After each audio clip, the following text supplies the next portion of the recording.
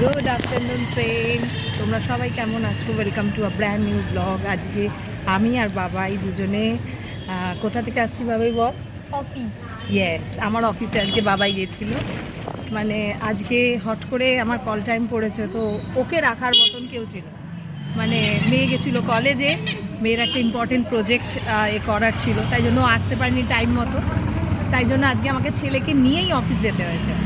তো এই ফিরছি আমি অফিস থেকে, আর টুকিটাকি জিনিসপত্র কিনে নিয়েছি খাবারের। আর আজকে যেন মারাত্মক বৃষ্টি হয়েছে, মানে এতক্ষণ আমরা জলে পুরো আটকেছিলাম, তাই না? তবে হ্যাঁ, রেনকোট নিয়ে গেছিলাম বলে ওই জন্য কোনো অসুবিধা হয়নি, তাই না?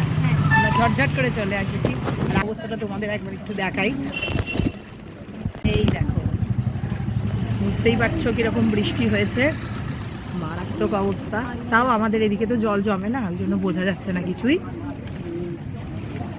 তো এখন আমরা বাড়ি ফিরছি, মেয়ে অলরেডি পৌঁছে গেছে বাড়িতে। চলো আমরা এখন রিক্সায় উঠে পড়েছি, উঠে পড়ে এখন বাড়ি যাচ্ছি। আর বাবার হাতে কি আছে? ইয়েস, পনির রয়েছে, আমরা রাত্রে রান্না করব। তো চলো আগে বাড়ি যাওয়া যাক। আমরা বাড়ি এসে গেছি, রিয়াও আগে ঢুকে গেছে। এই যে, কখন এলেন আপনি? আমি তো ছটা 15 মিনিট আগে।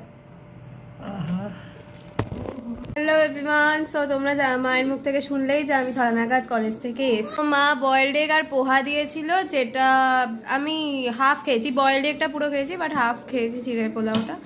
আর তারপরে এসে খুব জোর খিদে পেয়ে গেছিলো, কিন্তু আমি মাকে তবুও ফোন করে বলতে পারছিলাম না যে বাইরে থেকে কিছু আনো, কারণ আমার মা একটুখানি রাগি রাগি হয়ে যায় সেটা শুনলে। বাইরের খাবার খাওয়া তো ভালো না, ওই জন্যই আমি রাগি হই, নালে আর কিছু না। হ্যাঁ, তো ওটা আমি বলেও সাহস পাচ্ছিলাম না বলে ওঠার। যাই হোক, মা আমার টেলিপ্যাথি হয়ে গেছে মায়ের সাথে আমার। মা খাবার এনেছে, তো কি খাবার সেটা দেখা যাক।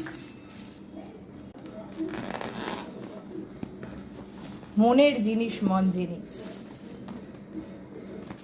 এই যে একটা হচ্ছে পনির বাটার মশলা, যেহেতু আমার তোমার আজকে ভেজ। আর দুটো হচ্ছে হলো চিকেন হটডগ,